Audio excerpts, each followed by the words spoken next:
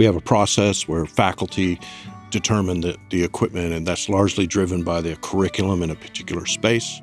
We try to have a common thread throughout all of our facilities, so when students move from one facility to another, they're in a familiar environment.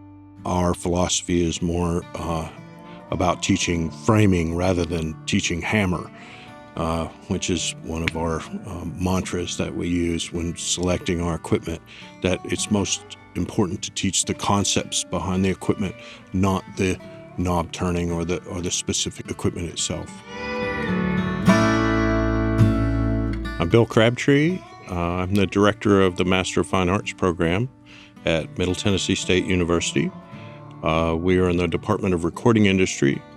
In the Department of Recording Industry, we have audio production, commercial songwriting, and music business majors. We are here in Studio C, which we did with the help of the folks at Vintage King and Carl Tatz from Carl Tatz Design.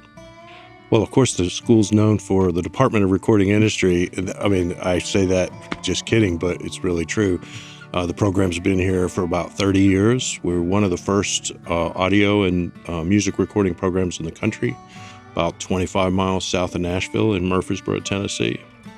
We have about 1,200 students, which includes commercial songwriting, audio production, and music business students. In our department, in the recording industry department, we have an electronic music lab, which is 12 stations with Moog Voyager synths, Yamaha Motif keyboards, all the software you can imagine on those iMacs.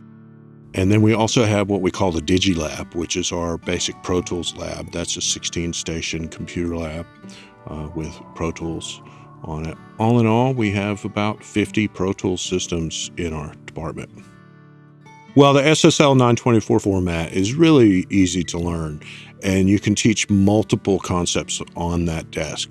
You can teach the control layer, control surface, because it has a HUI control, as well as analog signal flow. But a lot of the concepts that the students learn, such as the master section and the EQ section and the auxiliaries, and all of that translates directly up to the duality console. So we can teach students on these small format 24-channel consoles, which are less intimidating than the big duality. And then when they get in the larger room with the duality, they've learned a lot of the architecture of the console and the topology of the console as well.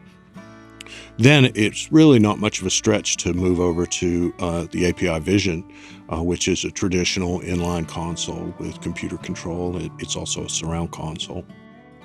Recently, we needed to renovate this space, so we worked with Carl Tatz to completely renovate all of the acoustical surface treatments, and then as well as install the Phantom Focus system. We have Carl's Phantom Focus system in almost all of our recording studios that provides really consistent monitoring from one studio to the next, so students can move their mix from one studio to another and things sound a lot like they did in the previous room. The goal of this space is mostly a mixed space. This is not one of our teaching rooms. This room is completely dedicated to student access. So 24/7, 7 days a week, this studio is bookable by students. We don't bump students out of their sessions for classes or anything like that. We don't reserve class time in this studio. So that really provides a lot of mixed access for students.